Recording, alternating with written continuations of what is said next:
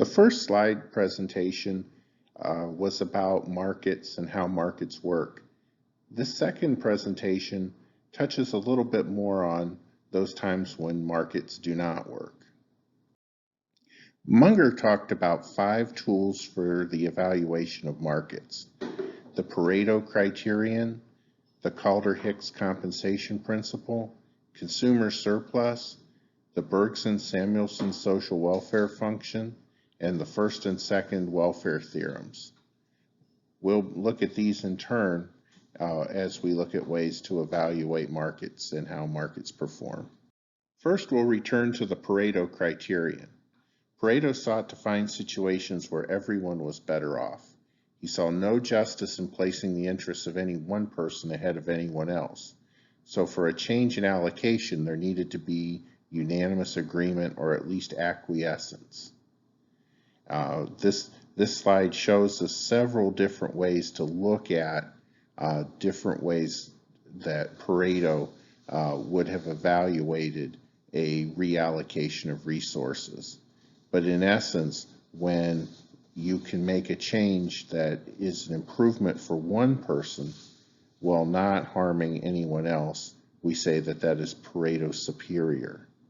When there's no possible allocation that benefits at least one person while not harming anyone, we've reached a Pareto optimum. A question this presents, though, is that it's possible that we could have an outcome that would be better for society overall, or for all of the individuals in aggregate, while still harming at least one person. And how do we justify moving from one Pareto optimum to a new Pareto optimum that might be better for society as a whole? So the Calder-Hicks compensation principle was designed to come up with a criteria for this. In essence, what we're saying is that if both situations are Pareto optima, which is to say no change could be made without harming at least one person, then the policy with the greatest net gain, the winners win more than the losers lose, would be what we would select. Now, we don't actually in this rule have to really compensate the losers. So in a sense, calling it a compensation principle is, a little bit of an overstatement. It justifies things such as taking property to be used for societal benefit, even though it harms someone. Well, if you pay them, as in the case of eminent domain, quite often the person who receives the payment doesn't really believe that they've been fully compensated for what they've lost. However, the principle behind the Calder-Hicks compensation principle is that society as a whole benefits. Notably, both Hicks and Calder were knighted for coming up with a way that government can be justified in taking from somebody and giving to somebody else. There's probably a lesson there. The difference between the maximum a consumer would be willing to pay and the amount he or she actually has to pay in a market is called the consumer surplus. If you look at the red line here, this is a demand curve. A demand curve is a measurement of how much of a resource someone would be interested in purchasing and able to purchase for any given price.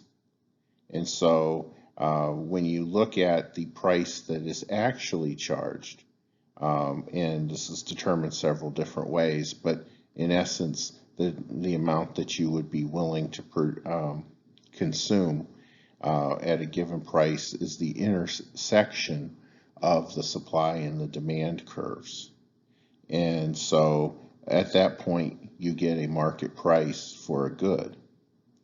Now, if that's the market price for a good, then that's what somebody's actually going to be able to pay, and it also marks the quantity that they're going to be able to purchase, or that they will purchase. Now, every bit that the consumer was willing to pay that goes above that market price. If you see here, there's a line, a black line marked out P and C, and that that is the intersection between what the producer would be willing to produce at given prices and the minimum, and what he's actually able to get at the price. Well, in any case, if you look at the market price, everything above that is what's called the consumer surplus. So the line that is marked out P with the lowercase m, or the market price, and where it intersects with the demand, that triangle that's above the point where that black line marked PM is, that red box that's above it, is the consumer surplus. This is an amount that a consumer would gladly pay, or would be willing to pay, and he doesn't have to pay. If someone said, I'll give you $200 for that watch, and you say, oh no, the price of the watch is $100, then the consumer is getting $100 of good out of it. And that's to the consumer's benefit, and it's derived from the trade. Now the producer, the actual cost of production, that's the P with the small c, that's the minimum that the producer would be able to produce. Well, everything above that minimum, the minimum cost at which the producer would be willing to produce a good, everything above that is profit. Everything above that is the benefit to the producer or the supplier. We actually see this yellow area is called a deadweight loss. It is the loss of where something is just not produced because there's no particular desire to do that. The producer could make money, but he could make more money, but he would have to lower his price to some of his customers and not others of his customers in order to do that. I think we all see with cable companies and such, they manage to lure in customers with lower prices, and that's because they make money even when they have their discounts. But one of the most important things that we talk about as a benefit of a market is the consumer surplus. And one of the disadvantages of having a market where everything has a set price based on the amount of the supplier and the demander are willing to pay is the deadweight loss, which is a loss of society of potential production. The Berkson-Samuelson social welfare function talks about production and exactly what an optimum amount of production would be. The production possibilities frontier is the possible levels of production for a range of goods that could be selected by society. You can only allocate what you can produce, but if you choose to produce one good, you actually lessen some other good that you can no longer produce as much of it. And because not every resource is equally useful, then the level of production decreases as less useful resources begin to be produced. So this isn't a straight line curve, it's a concave curve. Therefore, the best allocation of resources is one that reaches the production optimum, the point at which the total value of all goods produced is at its maximum. If we're to think of an example of this, imagine somebody who is particularly good at doing something. You could get more production of something that he is not good at doing by causing him to stop doing what he does and force him to do something else. The example that I gave was there's this Cambodian leader in the 1970s named Pol Pot, and he believed that it was necessary to take people out of the cities in Cambodia and force them to work at producing food. Now, if you think about how you might best reallocate the resources of society, some people would say, well, there's nothing more important than producing more food. However, you would have people who might be not the best farmers. And what could they do better? Earlier, I gave an example in class. What about the person who is the doctor who can type 100 words a minute? Well, if you force somebody to do what they do best, maybe he's not as good a doctor as he's a typist. Well, force him to type because he's best at it. You're causing him to do something that causes less gain for society. So anyway, the trade-offs you make in order to produce more of something is that you tend to find the people or resources that are the least good for doing it, or less good as each individual person is selected. In theory, this you can reach an ideal allocation through a system of taxes and subsidies to ensure an ideal allocation. This is Bergson and Samuelson. They're Americans, so they aren't Sir this or that. But anyway, they came up with these. Now, there's always a question as to whether it's fair for society to cause people to do what they otherwise wouldn't choose to do. In many cases, the very best allocation of resources is just to allow everyone to try to get the jobs that they want to have, and if there's enough talent there that the best way to find people who are good at things is to offer salaries until you get enough people to apply who will do a good job. Maybe. That's certainly an element of when we talk about how much money we're willing to give to those who produce things in order to get them to produce things. Part of that is the salary or the profit that we're offering to entice people to shift from one job to another job. So when we talk about equilibrium, we're talking, the plural of equilibrium is equilibria, but a lot of people say equilibriums, I guess, in order to sound better. Well, anyway, when we're looking at an equilibrium, what we're saying is that it's an area of stability because the forces of change in all directions tend to cancel each other out. So you're at this moment of stability or at least a lack of change. And so all general equilibria in perfectly competitive markets, according to the first and second welfare theorems, are Pareto optimal. And so since we're at a Pareto optimum, we are saying that remember our rule from Pareto, at least one person would be harmed for any change.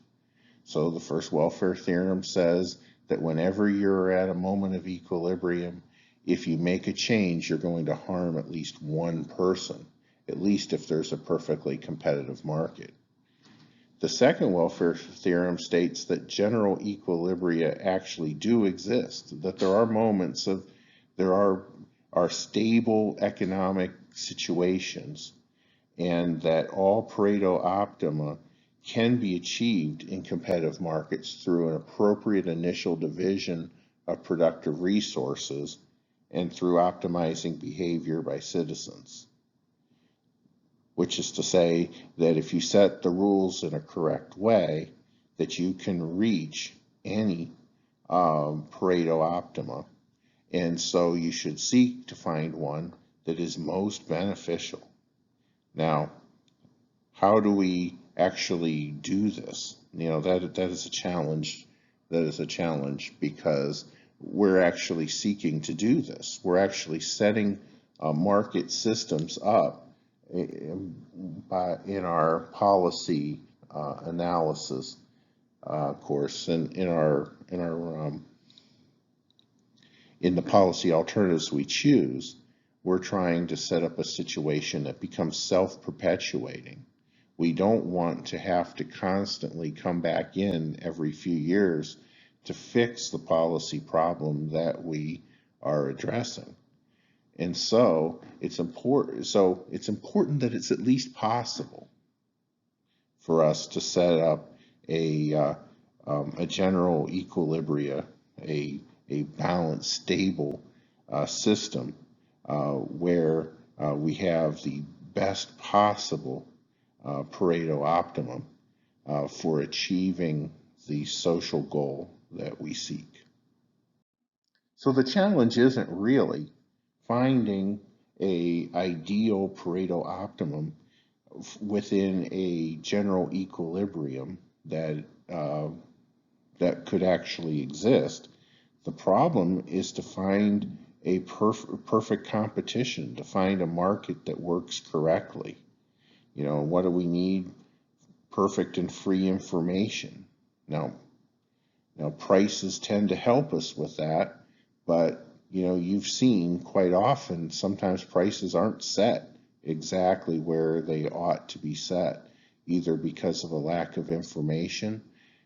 Basically, anytime something sells out and it's not available on the shelves, there's a good chance it's because it's not being sold at a price that will leave some of it available for the next person willing to pay that price. Now, we also assume price taking, which is to say when you see a price, you either buy or you don't buy at that price. You don't negotiate the price. Perfect competition requires private decisions, which is to say we're not making a decision for everybody. We're just making a decision for ourselves and what we want. And private goods, which is to say that they are used individually by a person. So a public good is something that is shared and is non-excludable. A private good is something that when you own, only you own it, and is meant for you and you alone, or you and any person you would choose to share it with. Somewhere Deborah Stone is laughing at us, because actually we usually see asymmetric information. We see people who own houses who know more about what's wrong with the house than the person buying the house, or some other example, but usually the person who produces a good knows more about it than the person who uses it. Often producers, like unregulated monopolies, are not price takers, but neither are all buyers. If you're Walmart, you oftentimes are able to tell your suppliers, well, this is what we're willing to pay, and you need to find a way to produce it for what we're willing to pay, or you lose one of the biggest possible outlets to sell your good. As Pigou and Coase debated, externalities are common. Some might say there's always externalities.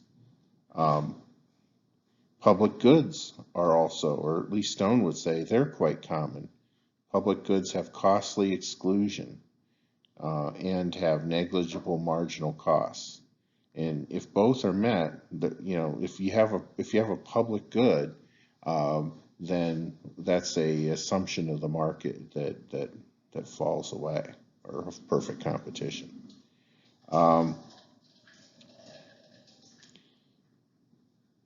And also we have what are called common pool resources, which have high marginal cost and expensive exclusion.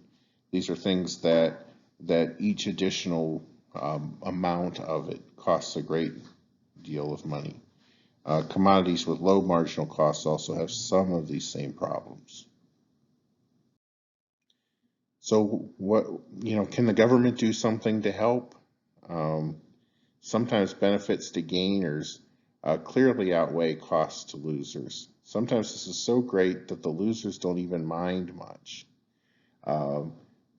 Handicap parking is a great example, right? You've probably all driven past a handicap parking spot that, there it is and it's empty.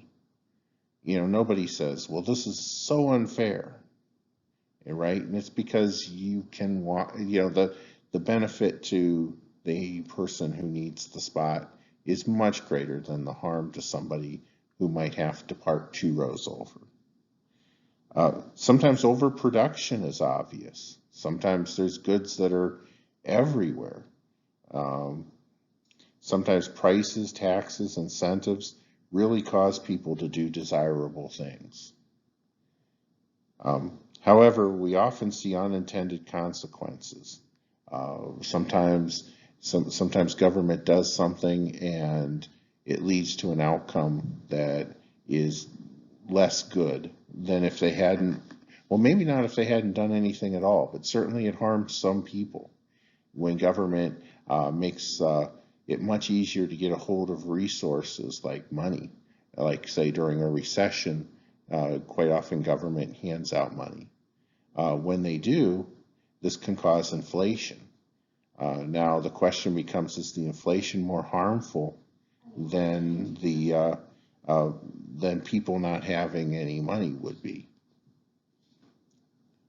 Ultimately, society decides that the gap between what markets do and what people need is enough for government to get involved. We see a lot of that, right? Government is involved in much of our lives, usually because they were hoping to address a problem within society. Now, I wanted to note that much of these last 2 slide presentations have been drawn from Analyzing Policy by Michael Munger. I would highly recommend this text to anybody, and what we have here is largely drawn from chapters 2 through 5.